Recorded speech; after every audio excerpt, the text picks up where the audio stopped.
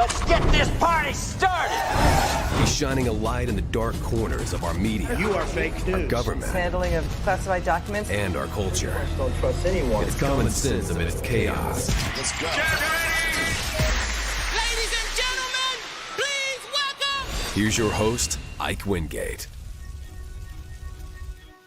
Hello and welcome to the Ike Wingate Show, our last show before Thanksgiving. So it is a time to be grateful and thankful. We'll talk a little bit about the Thanksgiving story coming up as well, but a lot to get to today. We're going to have to keep it moving. But for those of you that are just finding the show for the very first time, amongst our friends at Right Side Broadcasting, my name is Ike Wingate. Our mission here is to shine a light into the dark corners of our government, our culture, and our media. It is a full-time job and then some, because the truth will set us free. You can follow me on X at Ike Wingate. It's there on the bottom of your screen.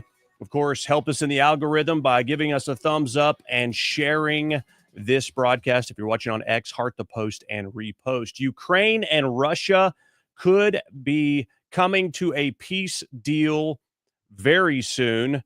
We're hearing developments about that story as we speak, so we'll get to that first off. We'll also be talking about this Seditious Six. We have gone over this previously in other shows, talking about the Seditious Six. Basically, these 6 Democrats who basically told the military personnel to, don't what did they say? Don't obey unlawful orders or whatever they said, right? And so that kind of goes without saying, doesn't it? Don't obey unlawful orders. Isn't that kind of common sense? Well, a lot of people have said, hey, there's something wrong with this. President Trump tweeted out, this is sedition, punishable by death. They asked him later, do you want these people executed? He said no. I think it's treasonous, but apparently the Constitution is very specific about treason, so it doesn't fit that. Well, regardless of what law it does or does not break, Pete Hegseth is investigating this. They may make Senator Mark Kelly active duty again and bring him up for court-martial. That's what Secretary of War Pete Hegseth tweeted out earlier today. We'll talk about that. Of course, the Comey case dismissed. Marjorie Taylor Greene quit. There are rumors of a Whitehouse Staff shakeup as well. We'll talk a bit about that. Mamdani and Trump met together days ago. We'll talk about that with someone joining us here from the Westchester, New York Republican County Committee, just outside of New York City, giving us sort of an on-the-ground take from what is happening there. And the FBI has made a statement on the Trump assassin, Thomas Crooks. We want to know also the status of DOGE. Is DOGE still happening? Are they still working? The media is telling us that DOGE is shut down. Is that the truth? We also have news on Epstein and Schumer. Isn't it interesting how quiet the Democrats have gotten on the Epstein files in the last several days? Also, tweeted out by the Prime Minister of Israel, Benjamin Netanyahu, a story about Epstein's involvement in Israeli elections. Go figure, huh? Plus, open carry coming to the Supreme Court. And of course, like I said, we'll talk about the Thanksgiving story. Once again, follow me on X at Ike Wingate and help us in the algorithm by sharing the show right now. Give us a thumbs up, repost, and do all the things. Please, heart the post on X. Do it right now. That will help us in the algorithm. And of course, we want to see your involvement in the chat. I see CJ has reposted us on X, and BC Jazz is active in the chat. Hello and happy Thanksgiving to you. We need more people in the chat interacting. That's always one of the best parts of the show. Ukraine agrees to Trump's major peace deal. That's the breaking news. Ukraine supports the essence of a framework for peace. This is on Newsmax.com following talks with the United States in Geneva. but some of the more sensitive issues of the framework remain to be discussed between the country's president, a Ukrainian official has said. The White House is pointing to the release from Press Secretary Caroline Leavitt, quoting Secretary of State Marco Rubio's Sunday night remarks that remaining issues are not insurmountable. So it isn't done, but we've got sort of people verbally agreeing to things with some things still yet to be worked out. Obviously, a much more complex conflict that even President Trump had predicted. He has said this much. He has said it was a lot more complicated than I realized. These people are so dug in. I mean, he basically said it was easier to broker Middle East peace than it was a peace between these two countries, these two leaders in Volodymyr Zelensky and Vladimir Putin. All right. Now, in the middle of all this, you've got plenty of people that want war to continue. I mean, war is big business. Make no mistake about it. Adam Kinzinger, who is looking pretty rough these days, goes off on there being peace between Ukraine and Russia. He doesn't like it, says it's all in favor of Russia. Hey guys, I'm losing my voice, but I want to talk about this Ukraine. Also, tell me if you also believe that this guy might be inebriated. That's just my first impression. Russia deal, where there was this 28-point plan that the U.S. came up with for Ukraine and peace. And then there were some questions about whether it was actually Russia that wrote it or whether it was the U.S. And there's been this back and forth. It's like impossible to follow. But the bottom line is this plan, this peace plan that was given to Ukraine is just a complete capitulation of Ukraine. It's awful. And everybody knows this. And the European allies know this, and hopefully they stand with Ukraine when Ukraine rejects this. But I just want to make the point that because there were people that thought Donald Trump was going to be good for the economy, and he's been terrible for the economy. The economy is a wreck. It's a wreck, huh? No, actually, a wreck is what the economy was when President Trump took over. We now have inflation around 2.5%. It was at 9% under Biden. And I would say it's going to be very hard to get a lot of these prices down. It's more like we need to get wages up, because once prices kind of settle in, except for, gas prices and some other various specific sectors, you don't really see prices go down once they sort of get to a certain point, right? But you could say we want things to be more affordable, and I would agree with you, but you cannot say with any authenticity or fairness that President Trump has been a disaster for the economy. You certainly can't say he's been a disaster for foreign policy. All the deals he has brokered, peace deals, as well as investment in the U.S. And then look at how these foreign leaders treat him when he's there, giving him unprecedented gifts and respect. And so, I don't know, Kinzinger. I don't know where you are. It looks like you might be in a doctor's office right now filming this. I don't know. But I'm going to take the actual facts of the deals that have been done. Has the economy come to a full speed motion yet under these new deals? No. I mean, basically 4 years under Biden, you guys couldn't care less about this stuff, but you want President Trump to basically wave a magic wand in 10 months and fix every problem that Biden took 4 years to magnify. That's insane. And because they thought they liked how he just says what needs to be said, blah, blah, blah, even though he's a complete con artist. Man, this guy seems kind of jelly. Even though he says what needs to be said, like he doesn't like that. He doesn't like that is what people like about Trump, huh? He might have a man crush on Trump. I don't know. And he makes stuff up all the time. He's like a 5-year-old little boy that's still trying to win his dad's approval. How pathetic is that? While you're making up stuff in this video. Okay, all right, got it. But because he won, because there were people that bought into that lie.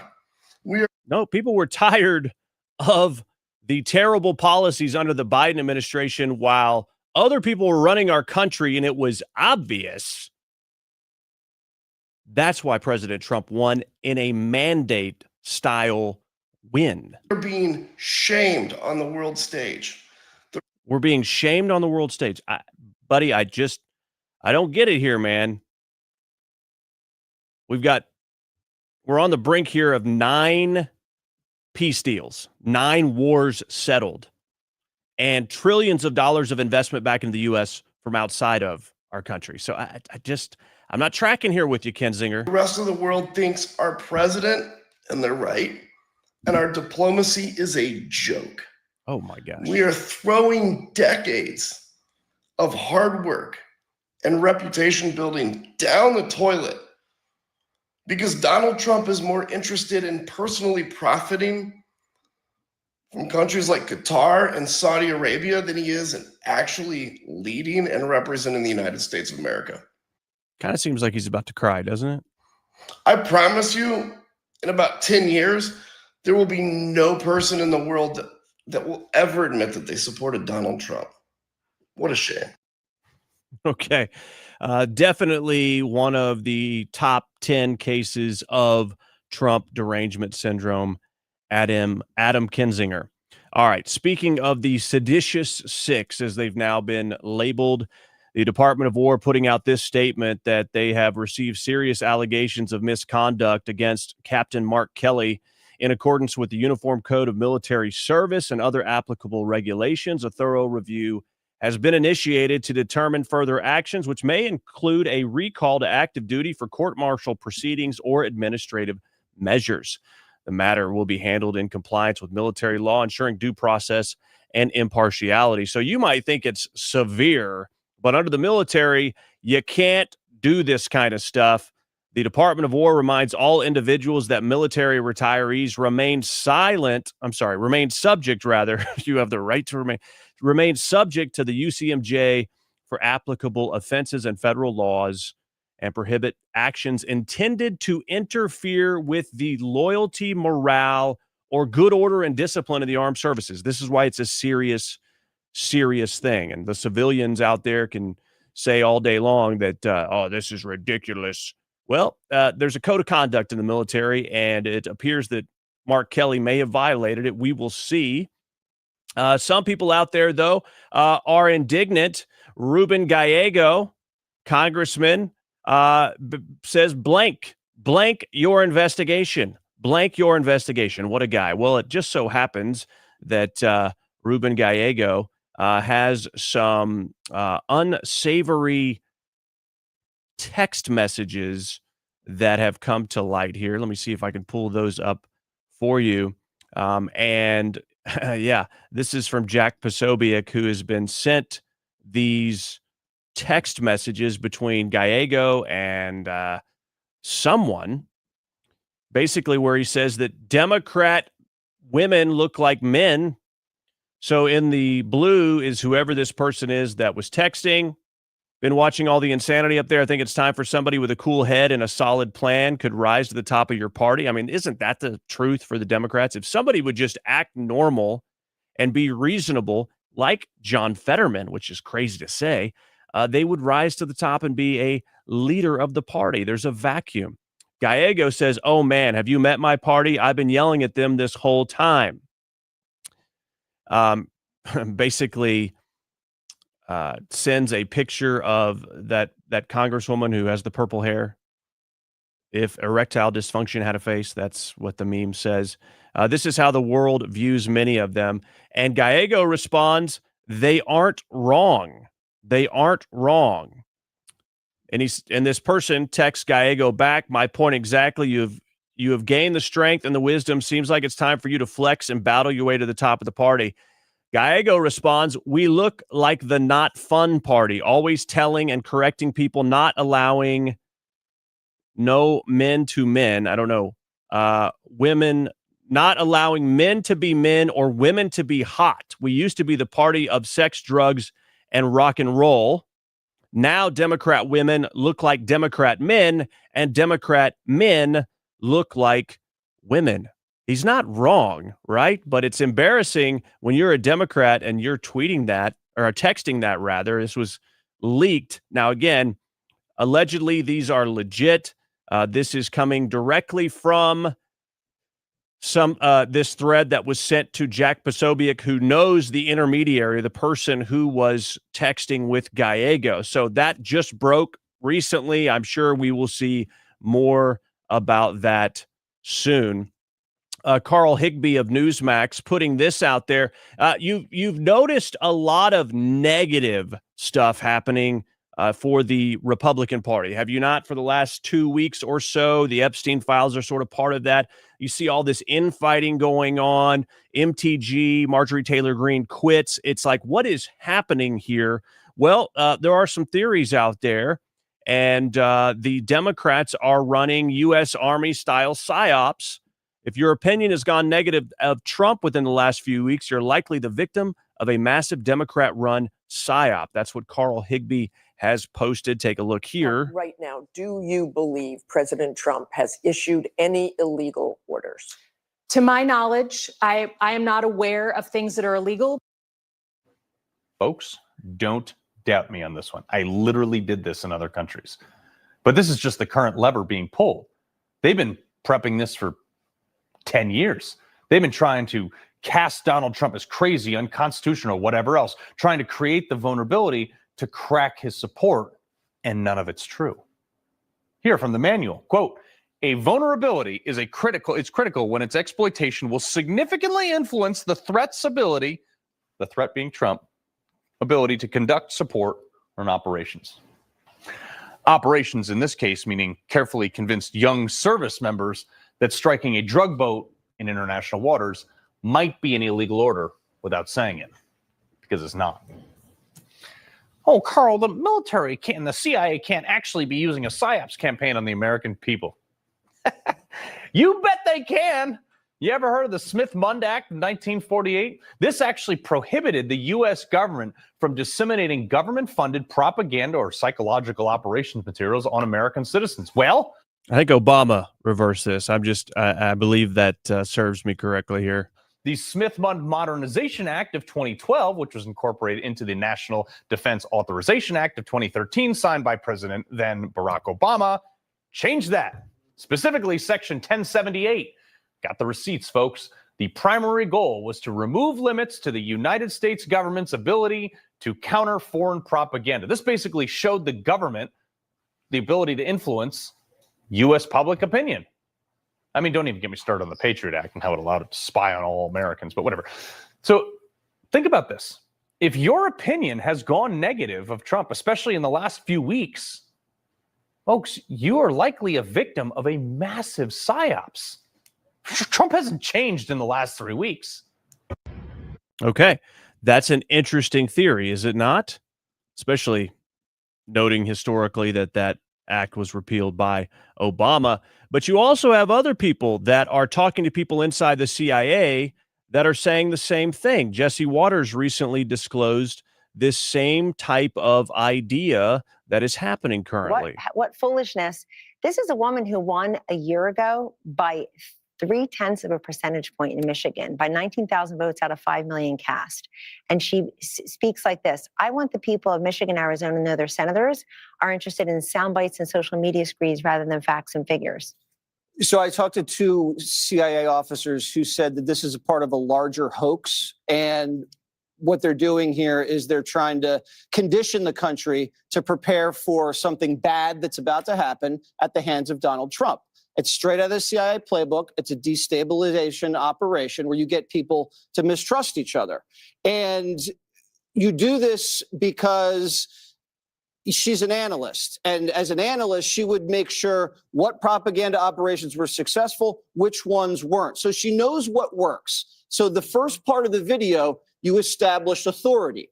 I'm CIA, I'm military, you need to trust us. Second part of the video, they introduce the threat, and the threat's not foreign, the threat's domestic, the threat's Donald Trump. And then at the end, they introduce the solution. What's the solution? You resist, you say no, but they don't give an option. They say this is an obligation for you to do. Okay, so you see how this could have come together. We're also hearing that Gallego said, I got the script. I didn't have time to be in the video, but I got the script. So there is a script sent around by someone, presumably as it relates to the whole video put out about servicemen and women not obeying unlawful orders, etc. Sand Girl is on YouTube. Says reminding troops of the oath they took is not against the law. It helps troops that are concerned about what they are asked to do so they can seek advice. Okay.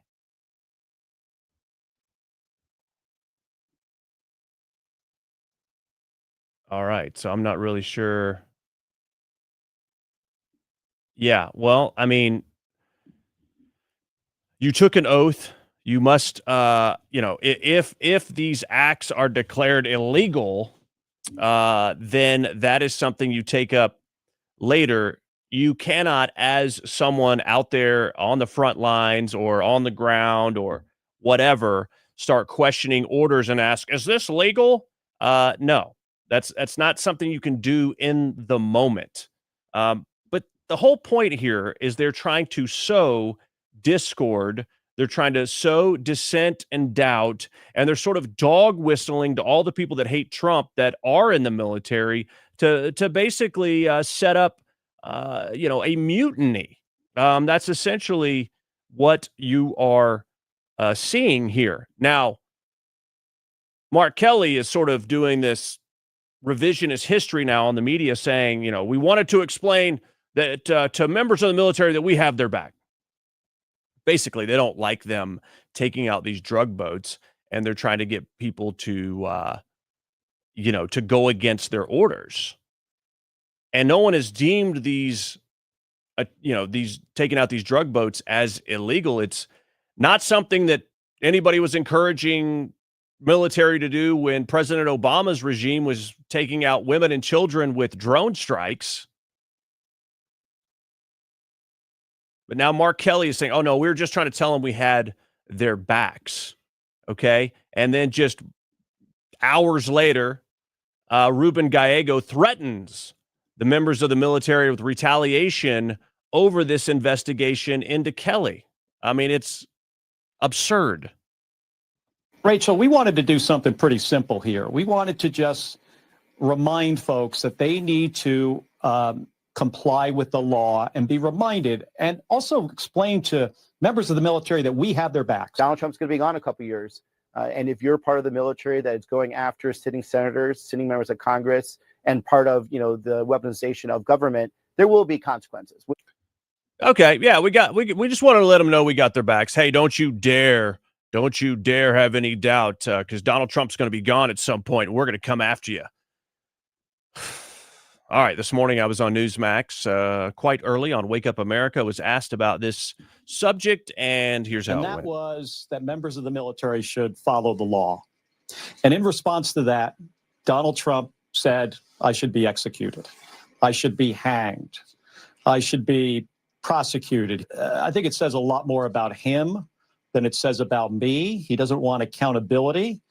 But Rachel, I'm not going to be silenced. I'm not going to be intimidated. Right. Yeah. Ike, he really just sugarcoated everything there, and everything he just said is just false. What do you make of his comments there? Well, Mark Kelly, thank you for your service as a captain, but now I'm going to dub you Captain Obvious, because we know that the military shouldn't carry out illegal orders, and our servicemen and women know that too. Why don't you go ahead and tell us not to eat poison or, stick a fork in a wall socket? We know these things. So what was your point? What were you making this video for, other than mutiny via TikTok or something? This is absolutely undermining the president. It's undermining the commander-in-chief, the chain of command. It's undermining military discipline and morale. I mean, to me, this is treasonous. This is very dangerous, what they're sort of spelling out here in a passive-aggressive way. And now they're sort of backing up going, oh, all we were doing is telling people, not to carry out illegal orders. We know that, and they know that too. And your video was merely political theater at the expense of the morale and discipline of our military. Okay. So I've since been corrected and said that doesn't constitute treason. I don't care, honestly, what law it does or does not constitute. It is a horrible look. It is absolutely un-American. Absolutely un-American. Zero question. Zero question. If you don't like what is happening, then change it with a law. Do your job as a lawmaker. Don't put the onus and the responsibility on our servicemen and women who are carrying out their orders. You are a lawmaker. If you want to change something, then change the law. Do your job. Quit skirting your responsibility and having no courage and then backing up and saying, oh, we're just trying to support our military. Bull crap. What you're trying to do is you're trying to sow discord. You're trying to sow doubt. And what you're doing is very, very dangerous and completely un-American. Now the FBI has scheduled interviews with those 6 lawmakers who have encouraged military members to refuse illegal orders. So it might be getting very serious for this quote-unquote seditious 6. Okay? And so get ready for that. All right, we've got our usual trolls in the YouTube chat. BC Jazz says happy Thanksgiving. And to Ike and all the Wingate family, thank you, BC Jazz. Back at you, my friend. Mostly Penny says, has any judge yet blocked the turkey pardon and made them report to a butterball facility? Yes, we'll talk about the pardon coming up for the turkeys. But as of this moment, they have not challenged it in court, but give it time because that's what Democrats love to do, right? I think that's right. Yeah, that's what they continue to do. All right, we're going to take a quick break here. You can support us by going to IkeReport.com and giving $5, $10, $20 via Cash App or Venmo to help us cover our cost. You can go to IkeReport.com to do that, Cash App or Venmo, $5, $10, $20 at IkeReport.com. If you don't want to do that, then at least help us out by liking this broadcast and sharing it. You can repost it, retweet it, so to speak, as well. If you're watching on X, heart the post, but all the other platforms, you can give us a thumbs up. All right, we're going to be coming back with the Comey case that was just dismissed, and Marjorie Taylor Greene has quit, and there is potentially a big Whitehouse staff shakeup. That is what we're being told here, and we'll get to all those things right after this. Oh, hey. Didn't see you there. Well, just hanging out on the farm here. You know, one thing I was thinking about this morning is when's the next crisis going to hit? It's not really a matter of if, it's just a matter of when. And we really can't rely on the government to take care of a shortage or something like that. We just got to take care of ourselves. You remember back in COVID, you tried to go to the store and everything was gone? Well, you can't risk that kind of thing. That's why I suggest My Patriot Supply. You can go to preparewithike.com and get your 4-week emergency food kit. Save $50 when you use my URL. Again, it is preparewithike.com. It's not a matter of if, it's just a matter of when. And the question is, when it does happen, will your family eat? Make sure there's no question about it.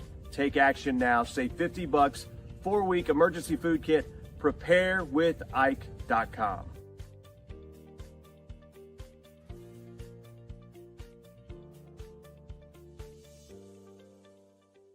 Fourscore and 7 years ago, there used to be men in this country. Now this country's full of a bunch of weenie men. You think about all the stuff that's in the water, plastics, microplastics, there's estrogen everywhere. In fact, compared to 100 years ago, men have half the testosterone that they used to. Look, it's not like getting shot in the back of the head. All you need to do is take chalk once every day, and you can boost your testosterone for fun things that require your energy, like working out or playing sports or actually spending time with your kids. I wish I could do that, but I can't because I'm dead. But if I were alive, I would take chalk. The Patriots said chalk combine the most powerful herbal extracts, so it's all natural, giving you that lift that you need. George, come spot me. Well, Abe, if I too were alive, I'd gladly spot you. It's time to boost your testosterone to levels not seen since 1776 or 1860 or 1864, whatever. But it's herbal. It's natural. It's made in the USA. It's been clinically studied to boost testosterone. We're talking about chalk. Okay? Stop being all weird with this trends and everything else. We didn't have that back in my day. We had real men. It's time to get boosted back to those levels when men were men and women were women and there wasn't anything in between. Right, Mary? Yes, Lincoln. That's right. Get chalk. IkeWingate.com. Get chalk. If you want to be like me, get chalk. Except for the dead part. Okay. IkeWingate.com.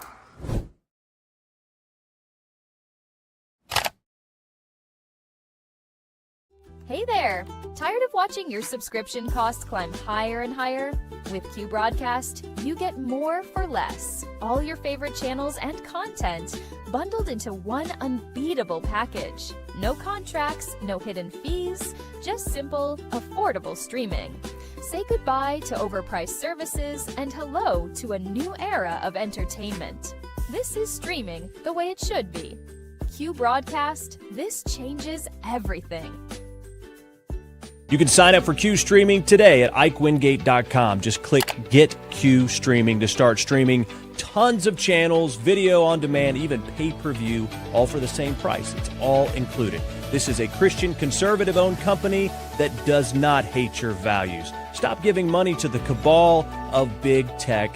Support companies that support your values.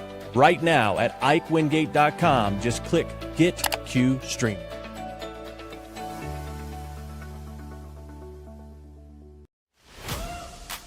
He's telling you the truth that the deep state doesn't want you to know. Now back to the Ike Wingate Show. Welcome back and happy Thanksgiving to you and yours. We're going to talk a little bit about the first Thanksgiving later in the show. We'll also be joined by a member of the Westchester, New York Republican County Committee just outside New York City talking about Mamdani and President Trump. That'll be coming up here in about half an hour. And a little bit later, Epstein and Schumer, Epstein and Israeli elections, the Muslim Brotherhood, the open carry regarding the Second Amendment, going to the Supreme Court, and a whole lot more. It's all coming up for you. But the big story that recently broke in the last few days is this federal judge dismissing the indictments against Letitia Big Tish James and James Comey, saying Lindsay Halligan, her appointment as the acting U.S. attorney in Virginia was unlawful. So basically, they dismissed this case on a technicality. Some saying this was avoidable, that they couldn't just continue to extend these temporary statuses. That is being challenged. But of course, this Clinton-appointed judge dismissed the indictments and found that the interim U.S. attorney, Lindsay Halligan, was invalid. Trump handpicked Halligan for her role. The attorney general's attempt to install Ms. Halligan as interim U.S. attorney for the Eastern District of Virginia was invalid. Judge Cameron McGowan Curry wrote in her Monday order, all actions from her defective appointment, including this indictment, were unlawful. This could have been dismissed a while ago. The statute of limitations were up in September, allegedly, but they secured this grand jury indictment. Now, some say the grand jury didn't see everything before the indictment. The cases were tossed without prejudice, which does leave open the possibility that these cases can be brought again. But again, that statute of limitations is going to come into play. Of course, Tish James, she is not going to be protected by that statute of limitations, but we will see. Now, attorney Mike Davis, big freedom fighter guy, says, hey, don't worry. These appetizers that were just sent, that were rejected and sent back, don't worry. There's going to be more, and there's going to be a main course. And if it doesn't happen in these other jurisdictions, he will bring it in the Southern District of Florida. Of course, James Comey, a guy who loves the spotlight, made sure he took a victory lap in public yesterday or whenever it was. I'm grateful that the court ended the case against me, which was a prosecution based on malevolence and incompetence, and a reflection of what the Department of Justice has become under Donald Trump, which is heartbreaking. But I was also inspired by the example of the career people who refused to be part of this travesty. All right, so I'm not going to play this whole thing for you because it's annoying. It's James Comey, the guy who acts like he's just so grieved for freedom and the Constitution, but he allegedly signed off on spy warrants without the justification, without the probable cause, and that's been testified to by whistleblowers inside the FBI. And the press secretary, Caroline Leavitt, addressed this dismissal like this. No, because Lindsay Callaghan was legally appointed, and that's the administration's position. I know there was a judge who is clearly trying to shield Letitia James and James Comey from receiving accountability, and that's why they took this unprecedented action to throw away the indictments against these two individuals. But the Department of Justice will be appealing very soon, and it is our position that Lindsay Callaghan is extremely qualified for this position, but more importantly, was legally appointed to it. No. Okay. We will see what transpires there with that. As far as the challenge goes, the case dismissed on the technicality. Now, why isn't Halligan already approved and confirmed? Why is that happening? I talked a little bit about that this morning on Newsmax. Take a look. The case dismissed after prosecutors said the full grand jury never saw the final indictment Halligan signed. And as we mentioned, this was her first time in a grand jury room. No prosecutorial experience. Ike, really not a good look for the administration here. Not the outcome they wanted. What do you make of this? Well, it's unfortunate it is happening on a technicality, and it is a Clinton-appointed judge. And my question is, why wasn't this dismissed months ago, maybe before the statute of limitations was run out? So certainly in the letter from the judge, the prosecutorial experience, lack thereof, was indicated again and again. But I guess right now, James Comey will have more time to listen to Taylor Swift for a little while, unless this gets brought back up. But I want to know, what's the deal with these Trump U.S. attorney picks not getting secured? The blue slip question is out there with Chuck Grassley and others. They continue to block, and they continue to sort of circumvent the law. Questions on Halligan for sure, but still, I just don't think that we should be in this situation to begin with. Yeah, the question is, okay, so what are we talking about? This blue slip situation. Basically, the case dismissed after prosecutors. They send these blue slips to, if they nominate someone for U.S. attorney in a state, the senators in that state can sort of block them with this blue slip rule, this blue slip procedure, okay? And that's what we're talking about.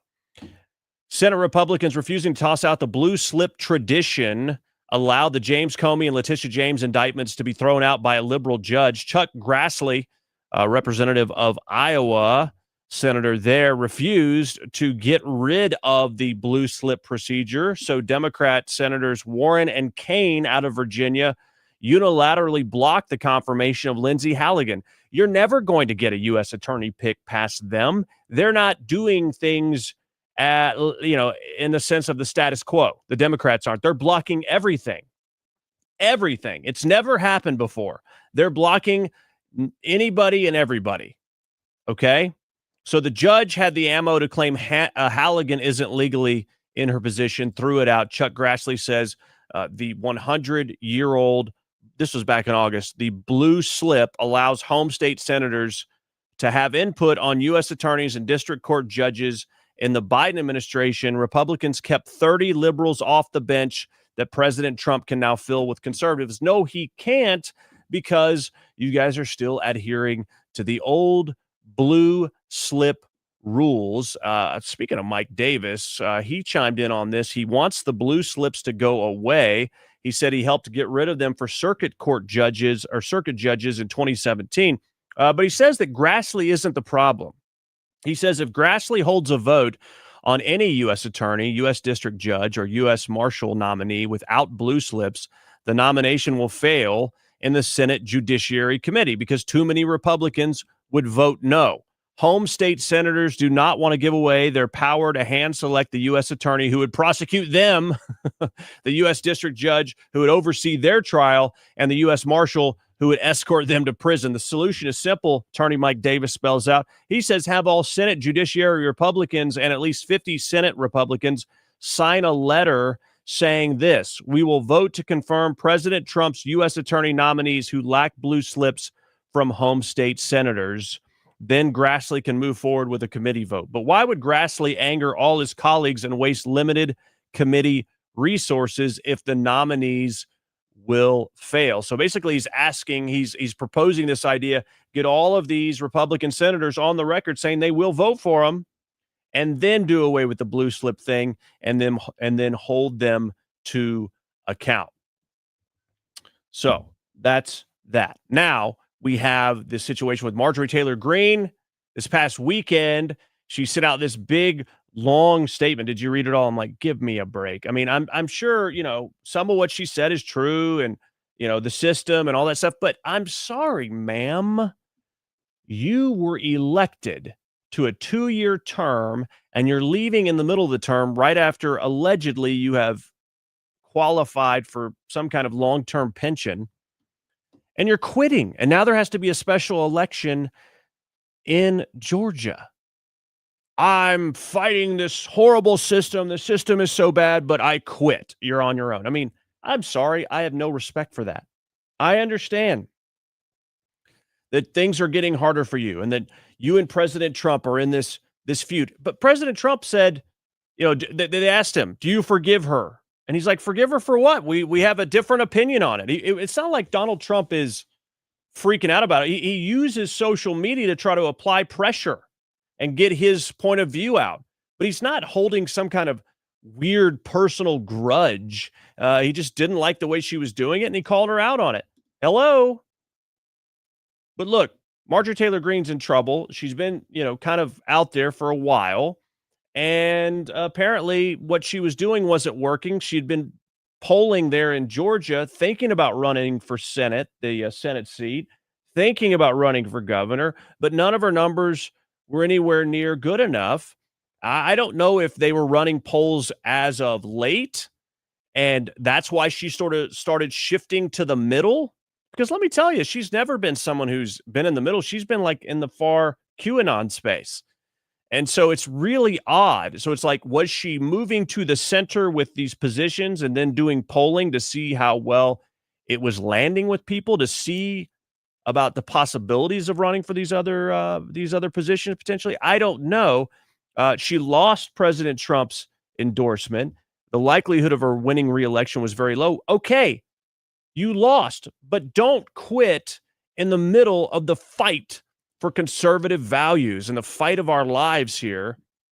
And so she responded to the Jake Sherman's tweet. A few other GOP members messaged us over the weekend saying, there's this guy with Punchbowl, I think he is, founder of Punchbowl News. And he says that he was messaged by GOP members over the weekend saying that they're also considering retiring in the middle of the term because the White House is not treating them well.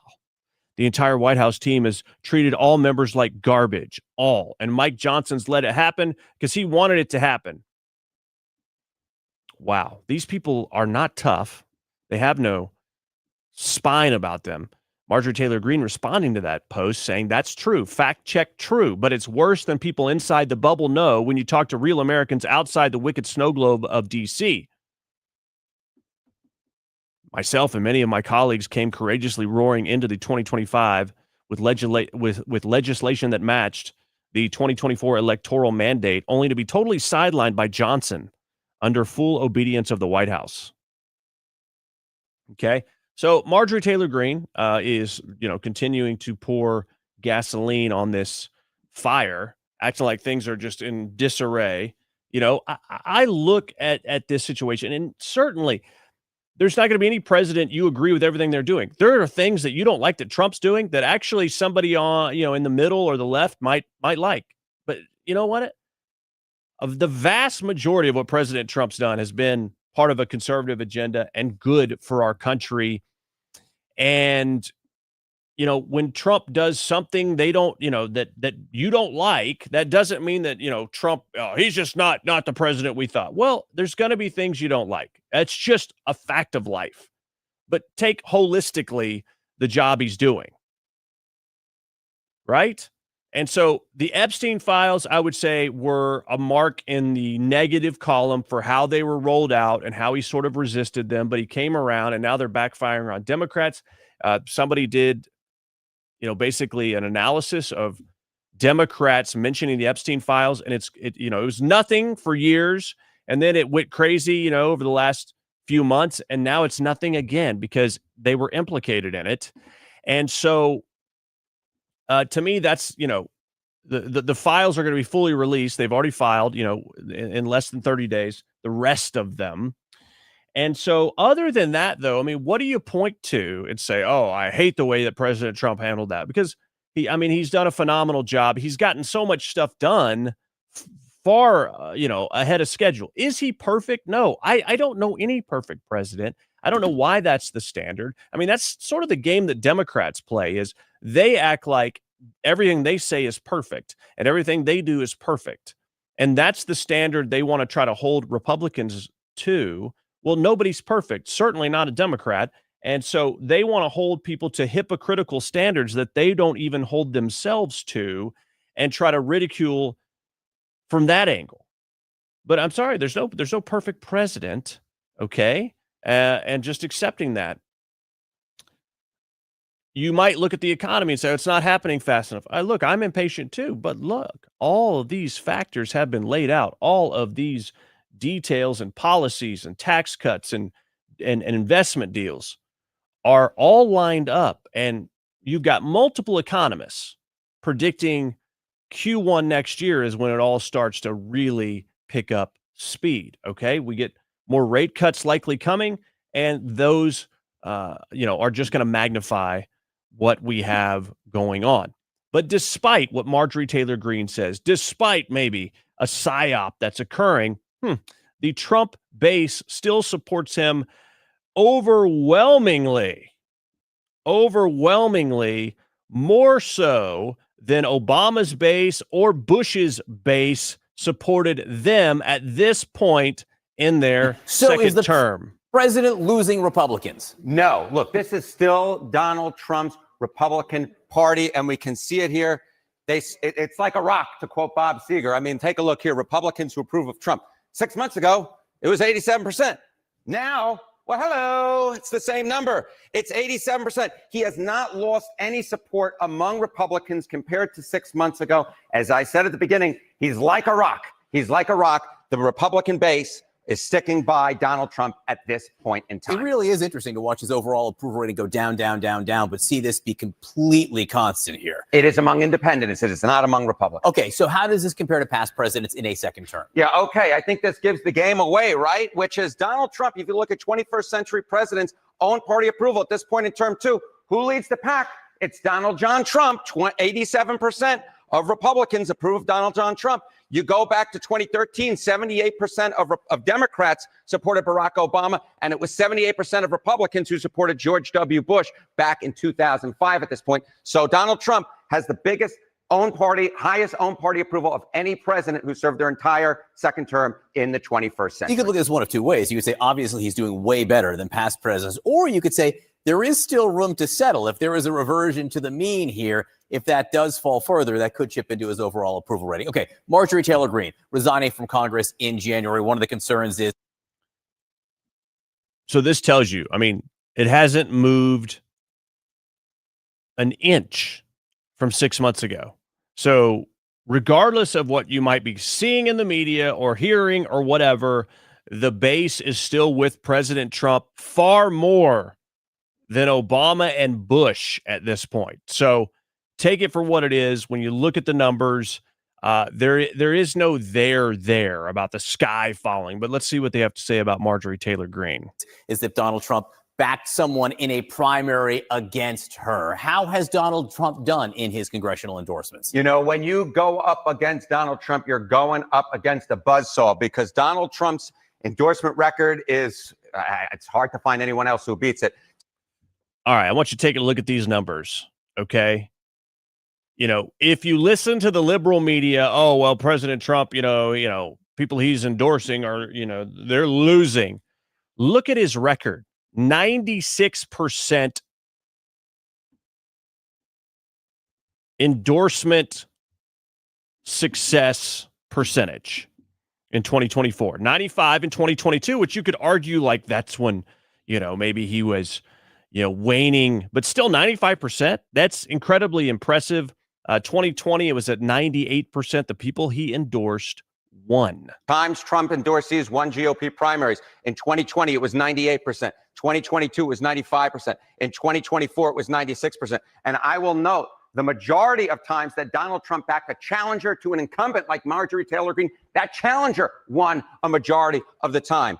The bottom line is this. There was a real reason why Marjorie Taylor Greene decided, you know what, it's not worth the fight, because more times than not, when you go up against Donald Trump in a Republican primary, you lose. All right. I get that, but I still don't get what justification she has for quitting.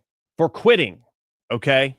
That makes no sense to me whatsoever. It's not justified. Can't get on board with that.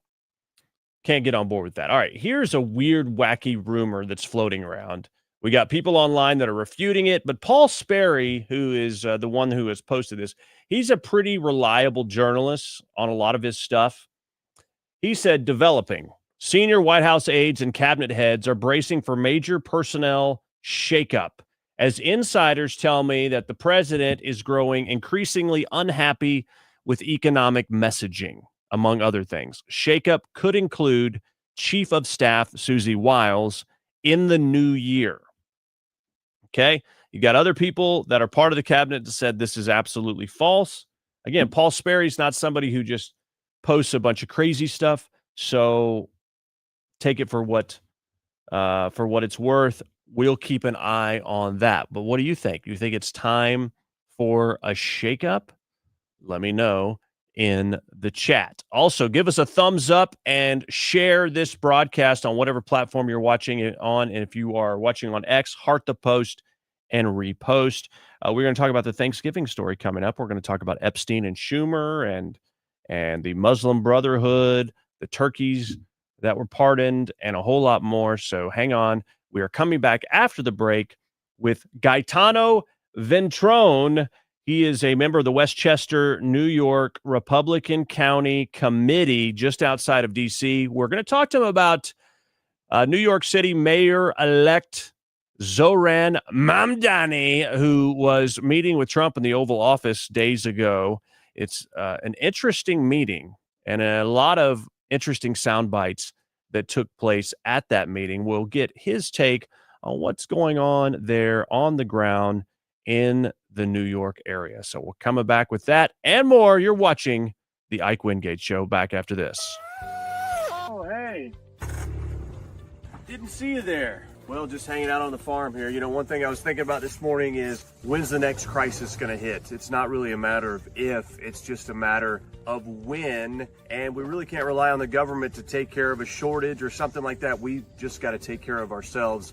You remember back in COVID, you tried to go to the store and everything was gone? Well, you can't risk that kind of thing. That's why I suggest My Patriot Supply. You can go to preparewithike.com and get your 4-week emergency food kit. Save $50 when you use my URL. Again, it is preparewithike.com. It's not a matter of if, it's just a matter of when. And the question is, when it does happen, will your family eat? Make sure there's no question about it. Take action now. Save $50, 4-week emergency food kit. Preparewithike.com.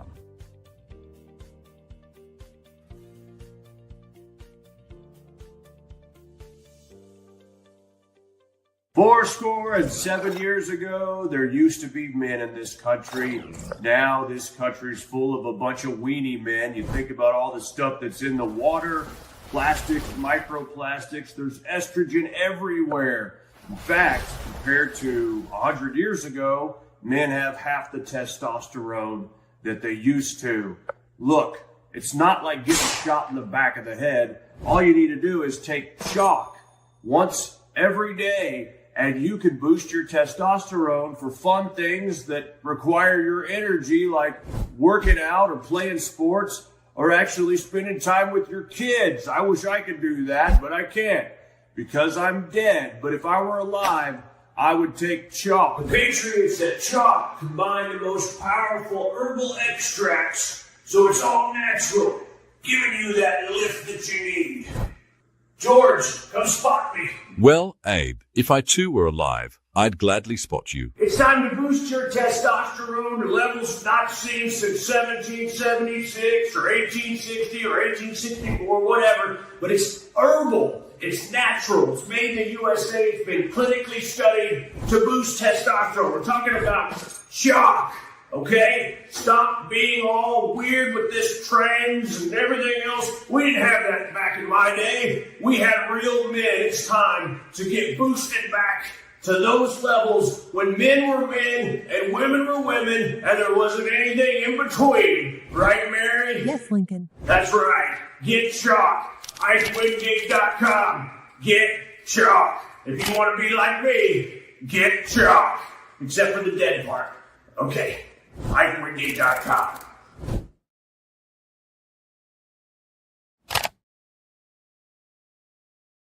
Hey there! Tired of watching your subscription costs climb higher and higher?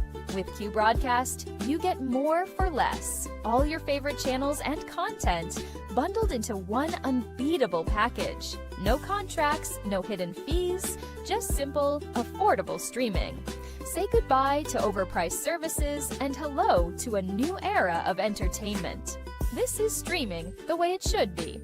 Q Broadcast, this changes everything.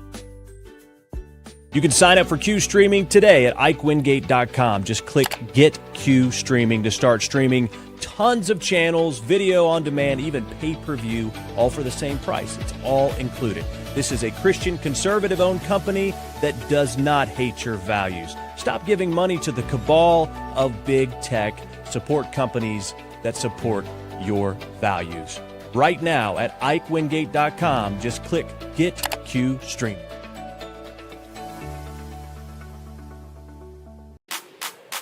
Independent, true, and unafraid. Now back to the Ike Wingate Show.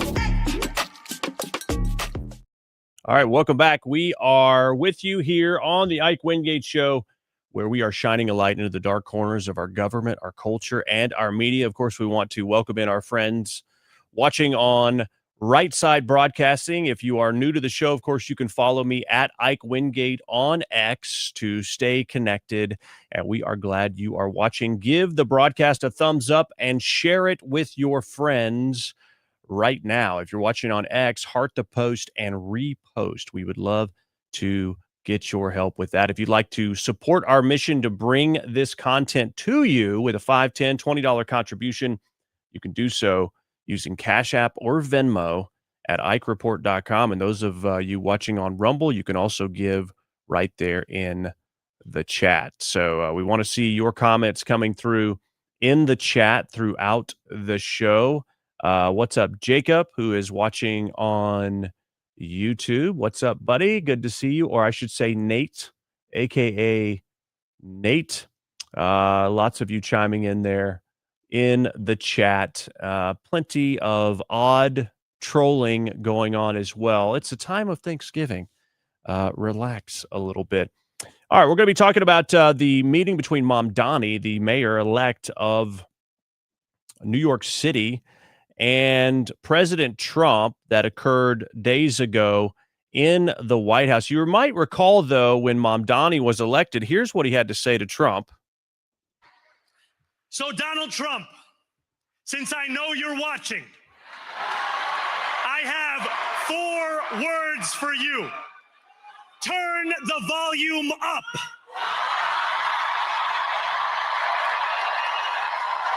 Okay, everybody cheered. He looked all big and bad at that point, right? Yeah, I mean, what a big talker. Well, kind of a different demeanor there in the White House a few days ago, where Mamdani was asked about the fact that he's been calling President Trump a fascist. Are you affirming that you think President Trump is a fascist? I've spoken about. That's okay. You can just say yes. Okay. Okay. It's easier. It's easier than explaining it. I don't mind. So President Trump kind of bailed him out of that comment. So what do you think about that? That was kind of interesting. Got some theories on that. I tell you what, why don't we bring someone in who is there just outside of New York City? Gaetano Ventrone, who has been a loyal viewer of the show as well. He is with the Westchester, New York Republican County Committee there just outside D.C. to give us a little bit of an insight on what is happening there on the ground. Gaetano, welcome to the show today. Tell me, what are you thinking when you see that meeting inside the Oval Office there as a New Yorker? What first hits you as a guy who's not necessarily, I'm guessing, a Mamdani supporter? Well, hello, Ike. Thank you for having me. It seems that Mamdani turned the volume off. If you ask me, Trump was in command of that entire meeting. And for Trump to heap that much praise on him, he must have laid it on pretty thick with President Trump. I believe he went there with his tail between his legs, worried that Trump could upend his mayorship before it even began. Yeah, so they seem to get along. There was a lot of smiles. There was certainly a behind closed doors meeting. Here's how President Trump responded regarding just helping Mamdani. Take a look at this. Or don't. I don't know. Maybe it will play. Maybe it won't. But they were very friendly. Here we go.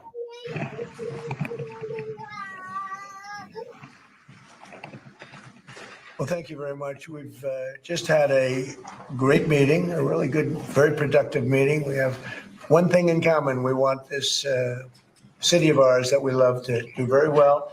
And I wanted to congratulate the mayor. He really ran an incredible race against, a lot of smart people, starting with the early primaries against some very tough people, very smart people. And he beat them easily. And I congratulated him. And we talked about some things in very strong common, like housing and getting housing built, and food and prices, and the price of oil is coming way down. All right, so they seem to have common ground regarding affordability. But what do you think President Trump's strategy here is by being so nice to Mamdani? Well, the White House had actually said beforehand that they were planning on being very cordial, and that's how they wanted it to come off as well. They spoke about pocketbook issues, and right now, number one issue top of mind for voters is affordability. And so I think it was strategic for Trump. I think that by being cordial and by extending, the olive branch, if you will, that he's setting Mamdani up to fail on his own. Nobody can blame Trump, right? Nobody can say, well, he took federal funding, or he did this, he did that. They love to blame him for everything. So by being cordial, and it also sets the tone for the White House going into 2026 to set affordability at the top of its agenda and messaging.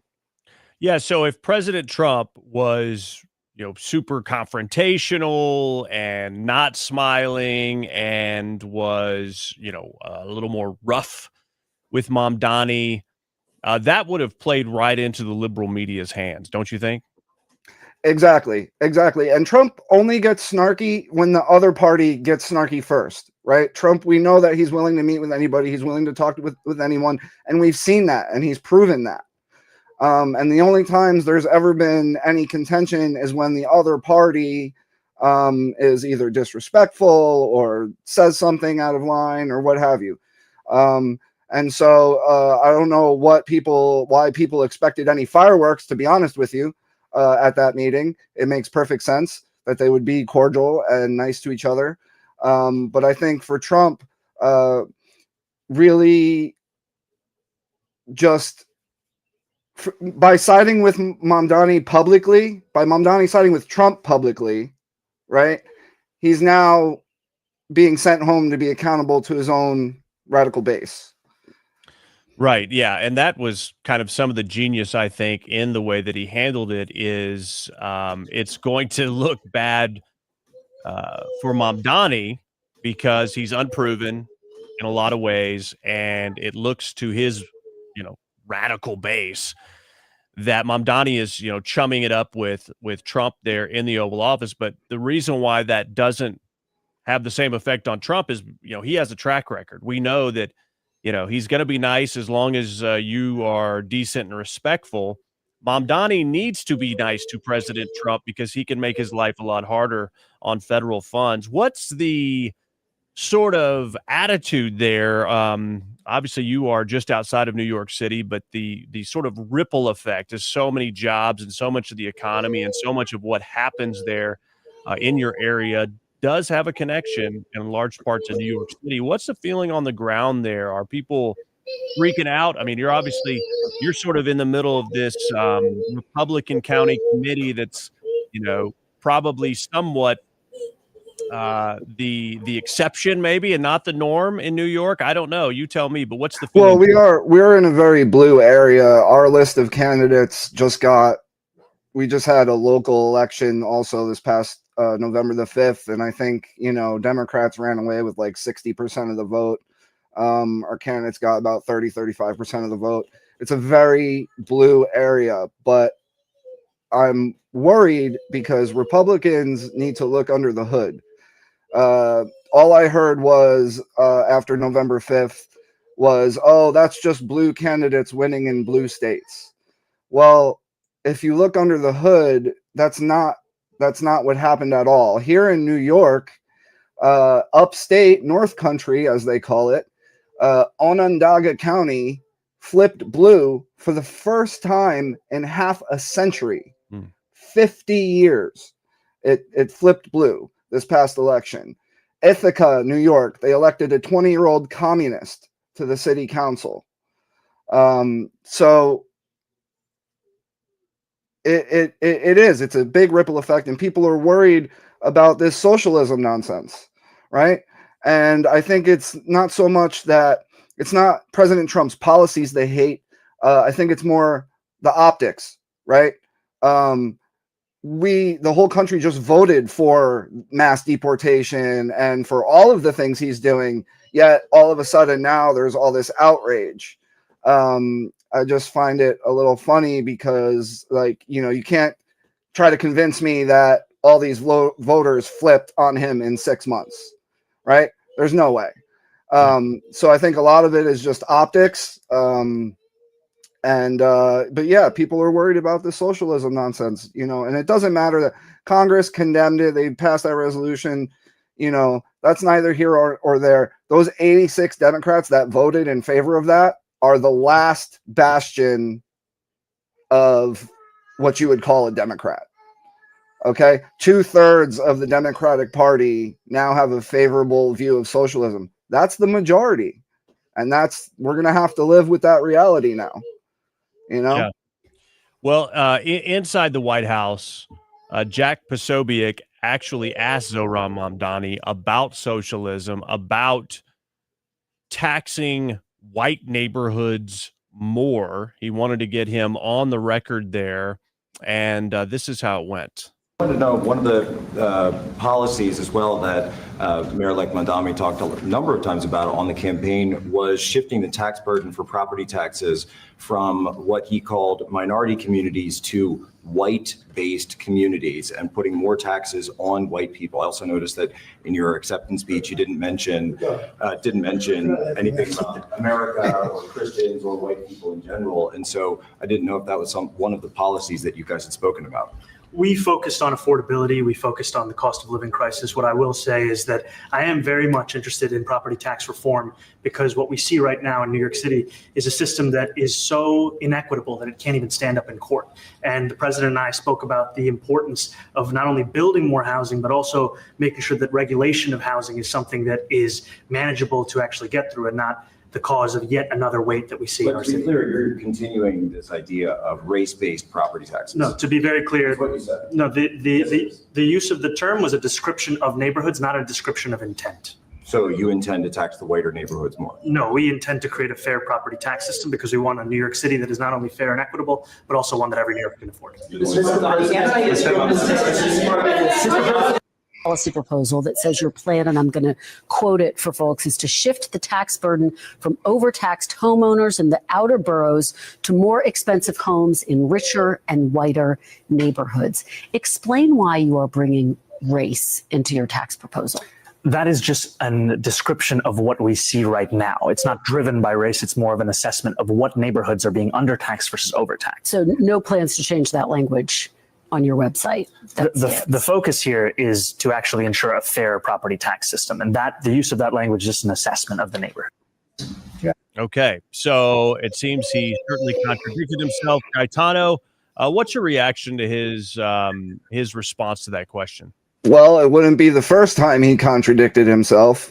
He's walking back a lot of the things that he said, and to be honest, he's a snake oil salesman. And you know, the voters don't even care. They know that by now, they know that he cannot enact some of the things he promised, or not without help at least. And they hear him now time after time walking back these policies, and they don't care. They still love him.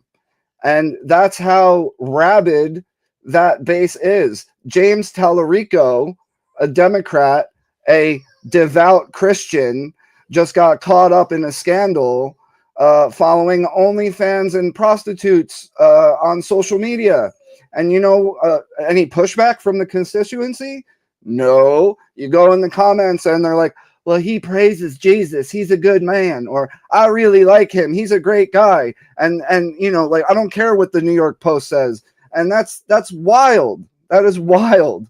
They have lost all morality and accountability. They just don't care. The moral compass is not there. I mean, we saw that with the Jay Jones Attorney General race there in Virginia. Good example. A guy who made death threats to another lawmaker and his children, and yet he still wins. And so for a party that claims the moral high ground and helping the oppressed and worried about the least of these, they could care less about any morality whatsoever. It's almost as if you know, it doesn't matter how depraved or what kind of despotism someone's engaged in. As long as there's a D next to their name, they're going to get the vote. That's right. Yeah, That's right. And it's sad, but you know, that's what these quote unquote safe districts, you know, as long as you're a Democrat, or and that goes for the same, you know, there's Republican safe districts, you know, where generally the Democrat or whatever will win every time. You know, it doesn't matter who the candidate is, as you say, as long as they have a D next to the name. And you're absolutely right. The amount of sheer, it's just, I can't wrap my head around it. I can't even wrap my head around it. There's no words. There's no words for these people. So quickly, before we let you go, you're with the Republican County Committee there at Westchester. Do you guys have plans, strategy? You know, don't want you to reveal any secrets, but is there some sort of concerted effort to try to flip some of these other races or push back against this? I mean, with the social. Well, yeah, we try every year. We try every year. Excuse me. The midterms, I believe, are going to be really hard. I think they're going to be really hard on Republicans. As Trump expressed his, he didn't like the economic message that's coming out of the White House, and I agree with that. I think there's a lot of messaging issues that can be fixed. But I also think that they need to go with some younger candidates, like JD Vance, okay, Marco Rubio, okay, not older than that. They should get some young blood in there as well, because, where are the Republicans' AOCs? Where are our Mamdanis? They don't exist, right? We need to match that energy, because if we don't, they're going to walk all over us. And all they have to do is use the Trump fear-mongering that they've been using for the past decade, and it seems to work just fine on their base even today. So yeah, I'm a little worried about the midterms. Yeah, keep fighting the good fight. I'll say this from a standpoint of optimism is I'm actually glad that there was a bit of a referendum there in those few races a couple weeks ago, because if there was some sort of unprecedented situation where Republicans won in Virginia or New Jersey, I think there would be a tendency for complacency on the Republican side. And the fact is, there was a little bit of a postmortem on why it went the way it went. And, President Trump keyed in very quickly on the fact that there's a messaging issue. Obviously, there's, a literal issue on the affordability of some items, just getting things back to a stable place because of what the Biden administration policies did. But also the messaging. We really need to tout the wins. And a big part of economic confidence is just positive press. And so I think if you could take something positive from the way those races went, it is going to get Republicans working again and not to rest on their laurels. And that's really what they got to do. They got to work like the underdogs, not like the majority. So, all right, Gaetano Ventrone, thank you for joining us. Westchester, New York, Republican County Committee there. I hope you have a fantastic Thanksgiving, sir. Thank you. You too. Happy Thanksgiving, everybody. Thank you. All right, so now we're going to look at the FBI, who has concluded that the Trump assassin Thomas Crooks acted alone. Report from Fox News came out days after Tucker Carlson's bombshell report on Crooks' online activity, saying that the would-be assassin acted alone after a massive team doggedly pursued interviews with thousands of foreign and domestic individuals as part of an unprecedented global investigation. We reviewed this case over and over, looked into every nugget. We've spoken to the families, the president. There's no cover-up here. That's what Dan Bongino told Fox News Digital. Now, Kash Patel just did an interview with Catherine Herridge that was released, recently on X. You could go check that out. It's about 30 minutes. I watched it. And I think it, colors in some more of the questions that we had. I watched it and I thought, okay, that to me tells me there are some other things going on. Now, the criticism of the interviews, there weren't many follow-ups. Maybe that was a rule. Maybe they were crunched for time. It is a little suspicious looking, or at least it's not the best look, that it took Tucker Carlson's piece on Thomas Crooks and all his online aliases and all of these years and years of comments for the FBI to finally come out and sort of talk about some of this stuff. And so that is creating a little bit of doubt. But I will say, for the most part, it looks like Kash Patel is getting a handle on things and providing some additional details that make some of the moves that they've been making make a little bit more sense. But here he is talking specifically on that interview with Catherine Herridge about Thomas Crooks acting alone. Just to be clear, did Thomas Crooks act alone? Yes, based on the evidence that we have, that is the conclusive finding of the matter. Is there evidence of foreign involvement? There, as we indicated in our public disclosures, Thomas Crooks had some online platforms where he engaged through email with a couple of individuals overseas, and we chased those down literally to the end. And basically it was just that, online email accounts overseas without any substantive communication. What was Thomas Crooks' motive? He, as has been publicized, had a basically hateful relationship with the United States government, talked disparagingly about both political parties, to include President Trump, and talked about the need to take matters into his own hands. And unfortunately, that's what he did. Okay. So not a ton of details there, but you remember the FBI we heard that there was maybe some involvement, some connection via his phones or something like that to foreign entities. We haven't heard anything else about that until right then. But we also were told by the Biden FBI that this guy had no online footprint. That was a total flat out lie. And it took Tucker Carlson's report for us to find that out. About 23 different aliases. The guy was, according to Miranda Devine, she did a further investigation. Thomas Crooks was using they, them pronouns as well.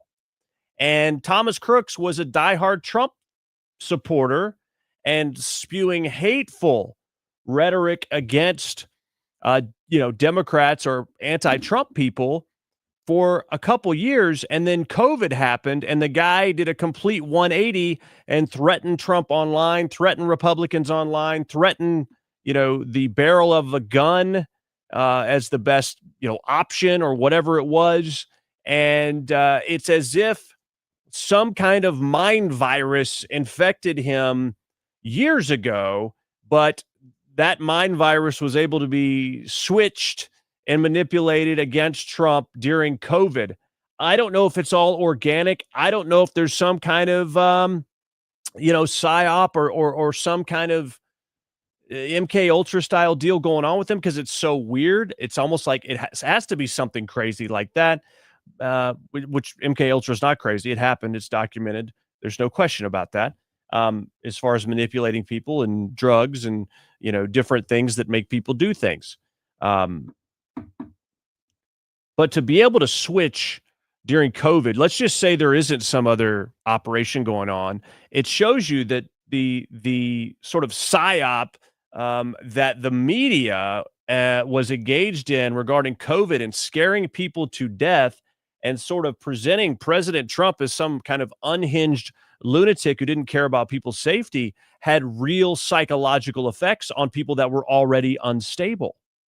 I think we've all seen that. We've all seen the person driving down the road by themselves in their car with a mask on, right? Or the person that, runs after you if you're not wearing a mask, or, you're not vaccinated or something like that. I mean, we've seen that kind of thing happen again and again, and it certainly seems to be the result of this psychological conditioning that occurred during COVID. Is that what happened to Thomas Crooks?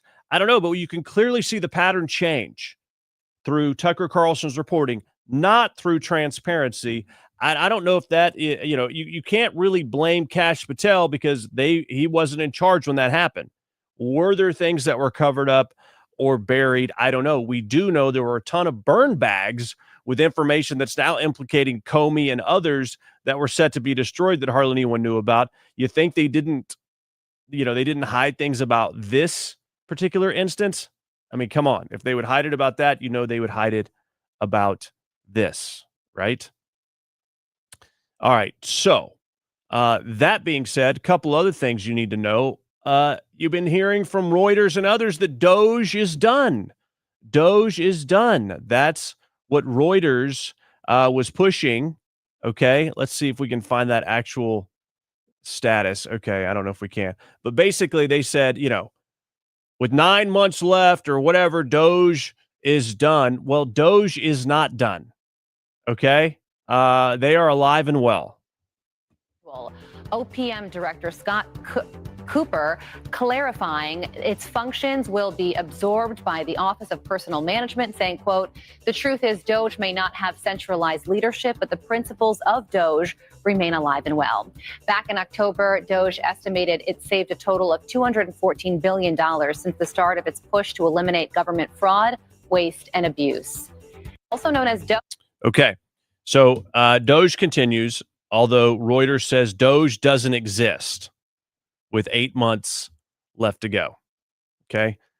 So as you're having your Thanksgiving turkey and people say, yeah, DOGE really didn't do much. What happened to that? I heard it's gone. And you say, no, Uncle Cecil, DOGE is alive and well. Reuters is a lying fake news. They're totally fake.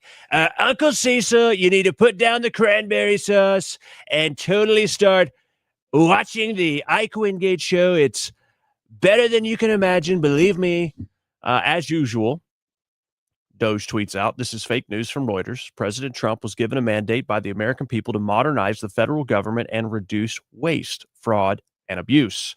Just last week, DOGE terminated 78 wasteful contracts and saved taxpayers $335 million. We'll be back in a few days with our regularly scheduled Friday update. So DOGE continues. Sorry, Uncle Cecil. It still exists. Okay. But you wouldn't know that if you get your news in the wrong places because they lie. They lie like dogs. Like dogs, they lie and they lie again, okay? All right, let's take a break. Final break. We're going to be coming back with Epstein and Schumer's ties. Benjamin Netanyahu tweeting out about Epstein being involved in Israeli elections, plus the Muslim Brotherhood had a bad day.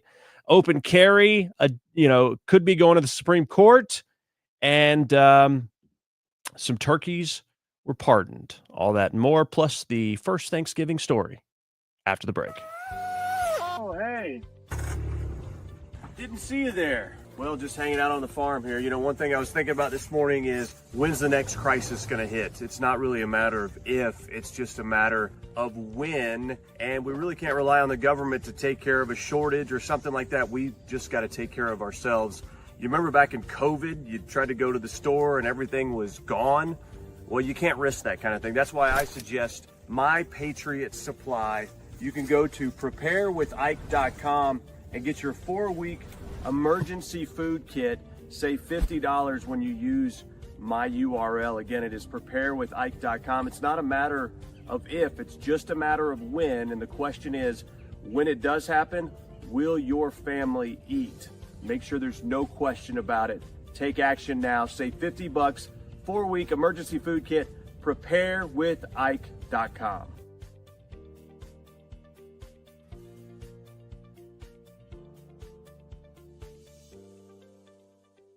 Fourscore and 7 years ago, there used to be men in this country.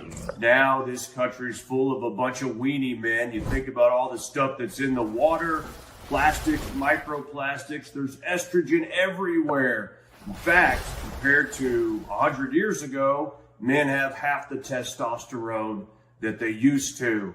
Look, it's not like getting shot in the back of the head. All you need to do is take chalk once every day, and you can boost your testosterone for fun things that require your energy, like working out or playing sports or actually spending time with your kids. I wish I could do that, but I can't because I'm dead. But if I were alive, I would take chalk. The Patriots at Chalk combine the most powerful herbal extracts, so it's all natural, giving you that lift that you need.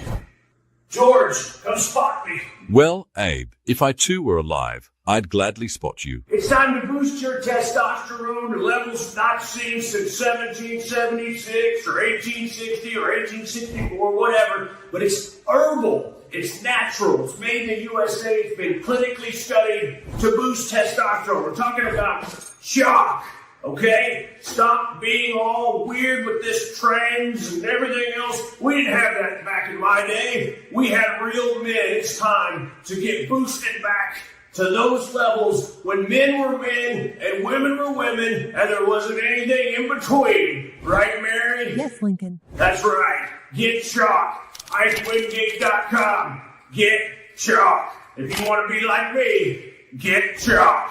Except for the dead part. Okay. IkeWingate.com.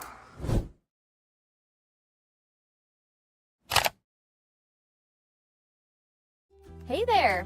Tired of watching your subscription costs climb higher and higher? With Q Broadcast, you get more for less. All your favorite channels and content bundled into one unbeatable package. No contracts, no hidden fees, just simple, affordable streaming. Say goodbye to overpriced services and hello to a new era of entertainment. This is streaming the way it should be. Q Broadcast, this changes everything.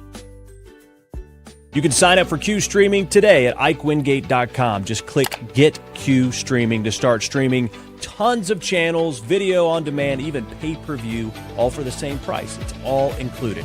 This is a Christian conservative-owned company that does not hate your values. Stop giving money to the cabal of big tech. Support companies that support your values. Right now at IkeWingate.com, just click Get Q Streaming.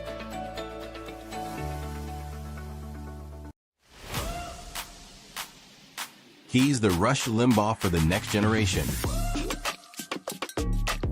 Now back to the Ike Wingate Show. All right, welcome back, and happy Thanksgiving to you and yours. For those of you just finding the show, watching on Right Side Broadcasting, my name is Ike Wingate. Our mission here is to shine a light into the dark corners of our government, culture, and media. We bring the truth out there and try to entertain you a little bit in the process. You can follow me on X at Ike Wingate, Wingate. It is there on your screen on the bottom left if you would like to follow me there. And of course, whatever platform you happen to be watching on, please help us in the algorithm by giving us a thumbs up and sharing this live. Give us a thumbs up and repost or share, or if you're watching on X, heart the post and repost. A couple comments here.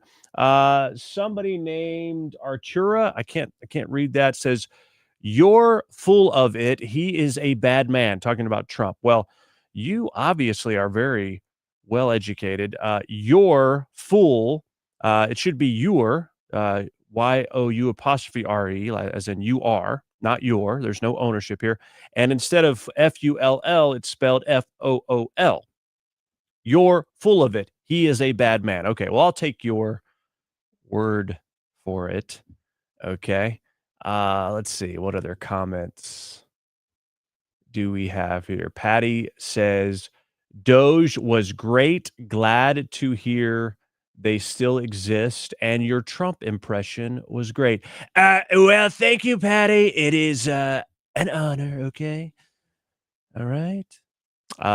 Thank you for watching, and appreciate your comments there in the chat. There are plenty more comments, but some of them are not safe for work because of what some nasty people are saying, but that's okay. Thank you for being here. Maybe you'll get a little bit of exposure to truth, and that is what we hope to do. Now, look at this FEC record showing through J. Epstein and Co.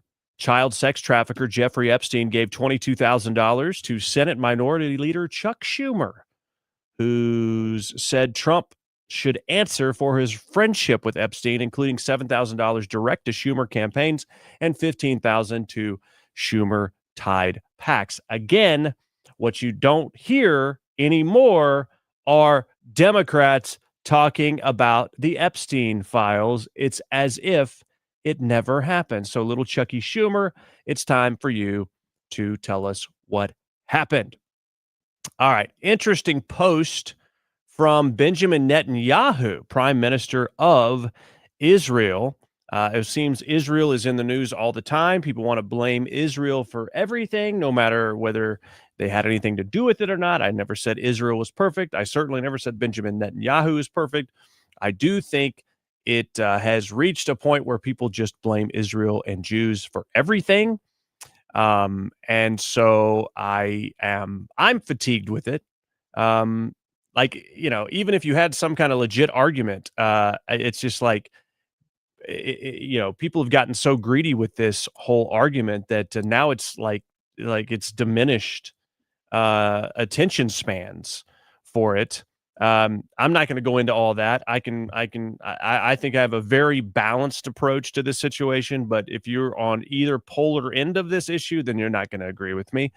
But nonetheless, Megyn Kelly saying, I guess it's not anti-Semitic to ask if Epstein as an asset for Israeli intel, if he was, and if we shouldn't just take Ehud Barak's word for it that he wasn't. Got it. Netanyahu posting an article that argues new emails between this Ehud Barak, I'm not saying it right, and Epstein should mean at minimum an end to the widespread taboo of even asking questions about the billionaire sex offender's links to the Israeli state. Epstein brokered security deals for Israel, had a close friendship with one of its former prime ministers and military officials, and apparently even secretly involved himself in the country's elections. And that is what Benjamin Netanyahu tweeted, was a link to this story. Jeffrey Epstein claimed to have meddled in Israel's elections. Newly released files show Jeffrey Epstein claiming to have been involved in Ehud Barak's 2019 election challenge to Benjamin Netanyahu.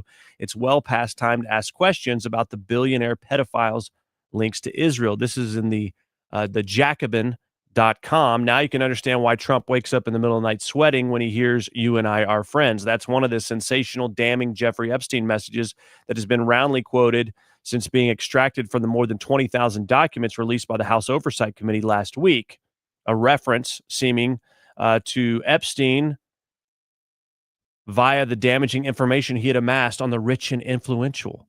Yet what's been left out is Epstein appeared to be taking credit for former Israeli Prime Minister Ehud Barak's re-entry into Israeli politics in 2019. So basically in the emails, he's taking credit for toppling current Prime Minister Benjamin Netanyahu with some kind of involvement in the election. Again, this is Benjamin Netanyahu who tweeted out this article.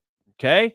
And so my observation here is that Epstein was involved in a lot of different countries, doing a lot of different things. I don't know who he worked for or didn't work for, because, I mean, you could make a case he works for this person, that person, this person, who knows? Because he's involved in so many different things. So that is an interesting tidbit there out of the Jeffrey Epstein files. Now, speaking of, Candace Owens says that there is an assassination plot that's been planned against her by France. She says she's going to be off the air this week. She says an update, the White House and counterterrorism agencies have confirmed receipt of what I reported publicly, that Emmanuel Macron attempted to organize my assassination, per a source close to the first couple. She goes on to say, I will again state that the French legionnaires who were involved in Charlie Kirk's assassination, but they did not act alone. For all of you who doubted my claims, you can now look to the President of the United States and our intelligence communities to issue a statement to confirm whether I am telling the truth. So she says France was involved in Charlie Kirk's assassination, that I believe there was $1.5 million bounty put on her head by Emmanuel Macron, and she has reported that based on some source she has. I'm not sure any of this is actually based in reality. There have been people that have literally tricked Candace Owens, convinced her that they are a source, and she shared some address the other day saying that the assassin for Charlie Kirk, the Charlie Kirk assassin, Tyler Robinson, and other people were linked to this one address. Well, it turns out it was the address of her very own attorney that someone lifted off of one of these lawsuits against her, and she didn't pick up on that. So I don't put her filter as very effective, But nonetheless, if this was true, it would be absolutely bonkers. I just highly doubt it, but you never know, right? Speaking of bonkers, let's play this clip from Eric Swalwell, a guy, remember Fang Fang? Yeah, right? Him and Fang Fang. And, he is now running for governor, California. And he says people should be able to vote by phone. By phone. I think every Californian Vote by phone. Vote by phone. Yeah, if we can do our taxes, do our make our healthcare appointments, make essentially do your banking on. He doesn't even actually have a list of things that people do via phone. Like it's like he just thought of this, 8 seconds ago. Fine, you should be able to vote by phone. Make it safe, make it secure, but it's actually already happening. If you can make an appointment with your doctor, you can elect the next president. I mean, if you can call a bank, you should be able to vote. All over the United States. I want us to be a blue state that doesn't do just a little bit better than like Georgia or Alabama when it comes to like voting access. I want us to max out democracy. Also, as it relates to democracy, if you wait in line for 30 minutes or more, if you do want to vote in person, I think you should fine every county for every minute that a person has to wait longer. We have to be better, not just a little bit better than the other states. The DMV. I don't think Californians should have to go in person to the DMV anymore.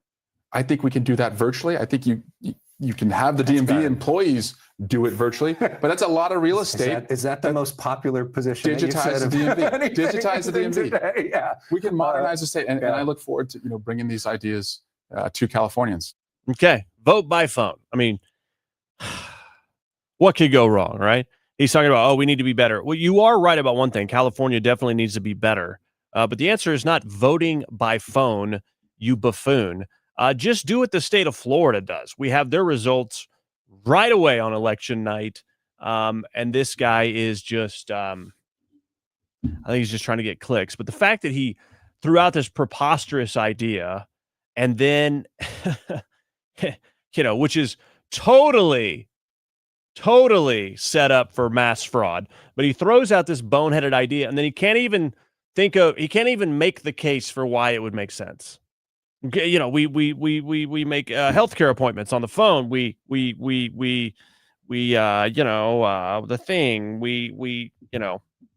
talk to banks.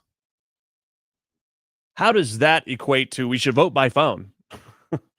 I mean, give me a break. Anyway, let's see what else is going on here. Okay, a couple other bits of info for you. By the way, like the broadcast, repost us, share us, help us out. President Donald J. Trump just signed an executive order directing Secretary Rubio and Scott Bessent, Treasury Secretary, to begin the process of designating certain chapters of the Muslim Brotherhood as foreign terrorist organizations and specially designated global terrorists. So a lot of people are happy that the certain chapters of the Muslim Brotherhood have been designated as foreign terrorist organizations. Others say it doesn't go far enough. I would say this is a great first step to call it out because we absolutely know they have been part of these terrorist networks with connections to Lebanon, Jordan, Egypt, and other places that are outside of and in contrast, in conflict with United States interests. Okay, so that is one of the developments there. All right. And also, the Trump DOJ has filed with the Supreme Court to strike down state laws banning the public carrying of firearms.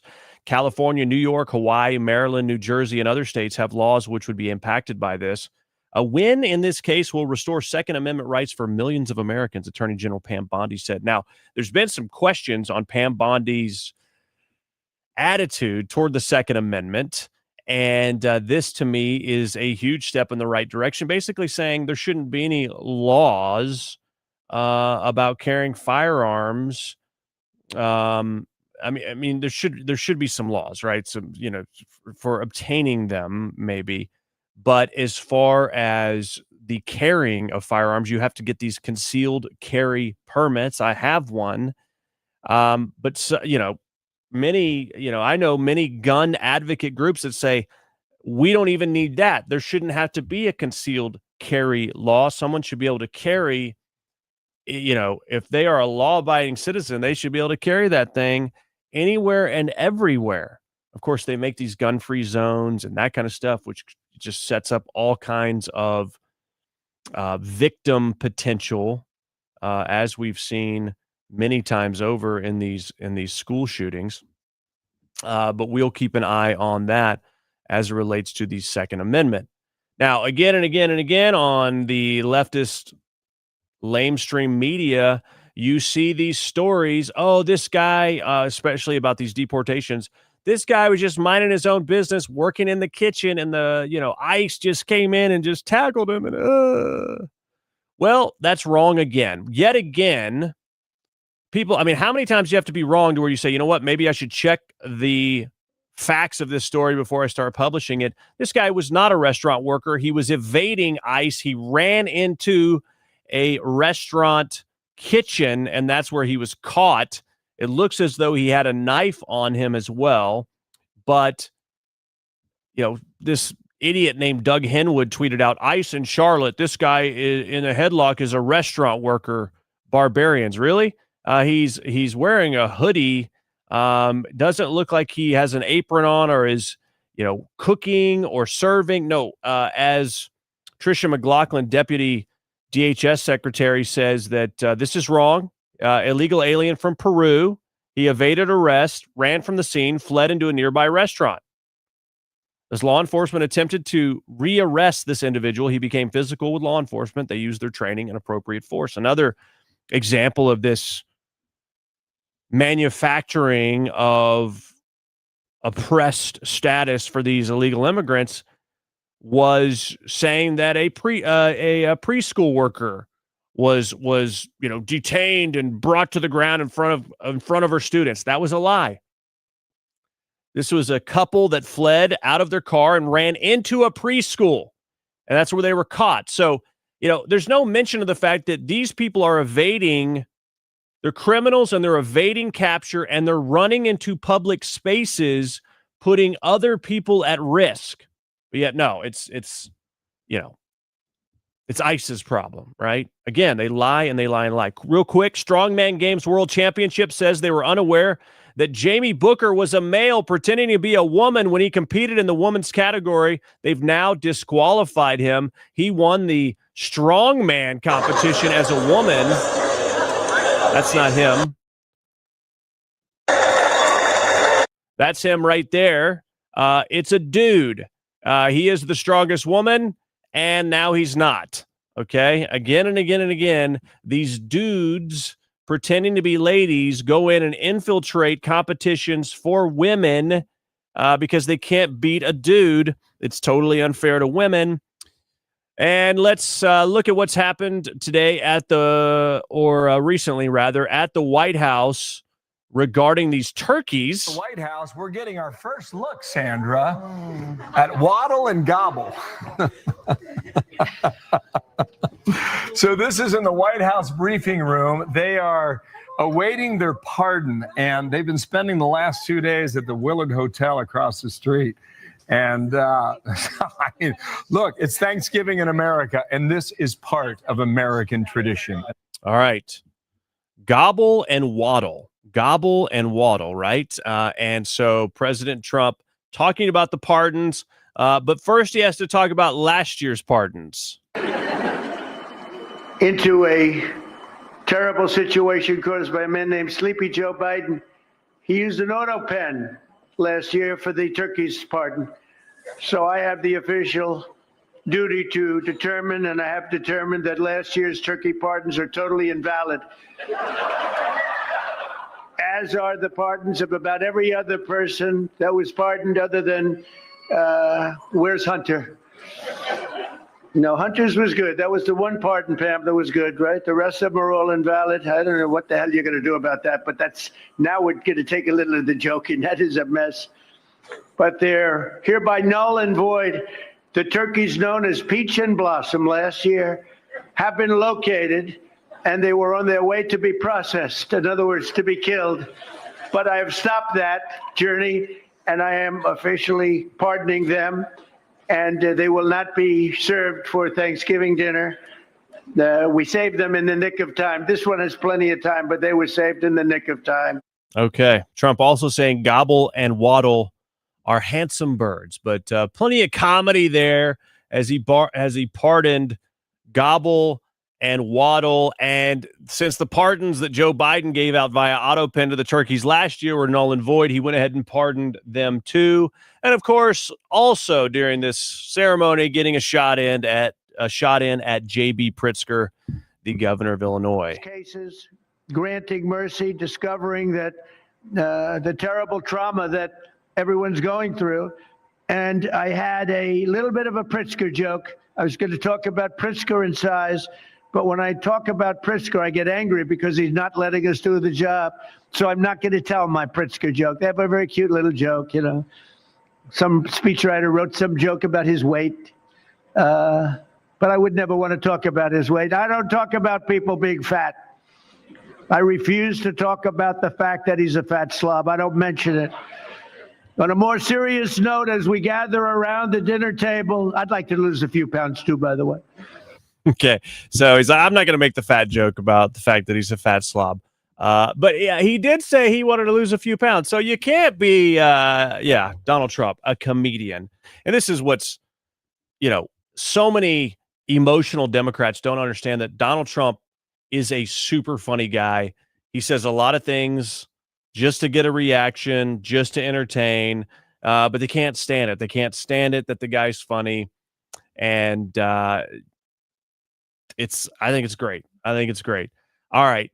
So Thanksgiving is upon us, my friends. And 5 years ago, this was the reality if you were living in California and wanted to have Thanksgiving. California strongly discouraging trick-or-treating on Halloween, which is tomorrow, by the way. And look at these guidelines for Thanksgiving. Parties should not have people from more than 3 households. Parties can't be longer than 2 hours. And no singing, shouting, or chanting. Hey, Steve Hilton hosted. Okay. So it wasn't that long ago, friends. Under Gavin Newsom's California in 2020, no more than 3 households present. Parties no longer than 2 hours for Thanksgiving. Guests had to stay outside.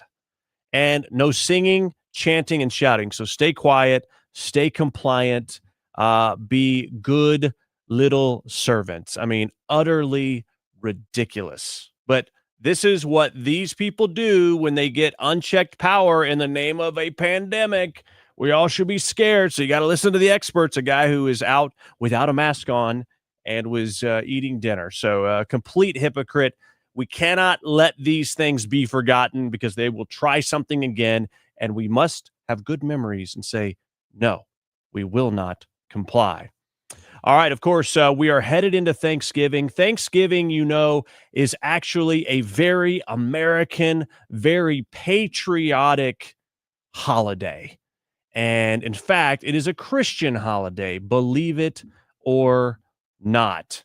The first Thanksgiving in 1621, after the Puritans, the separatists came from England. They wanted to separate from King James I, who is, essentially going to be the head of the Church of England. Basically, you had to worship the king. They wanted to worship as they chose. They went to Holland for 11 years and picked up some more people, and they sailed to Plymouth Rock. They were actually intending to go onto the Hudson River, go to New York. They ended up at Plymouth Rock. Unfortunately, about half the people on board of the Mayflower died from scurvy that first winter. And on the way there, they formed the Mayflower Compact, a set of laws that was dictated by the Bible: respect, freedom, not worshiping some leader. And so they made the journey out of the need and desire and the calling for religious freedom. Okay, but it was a very, very rough winter.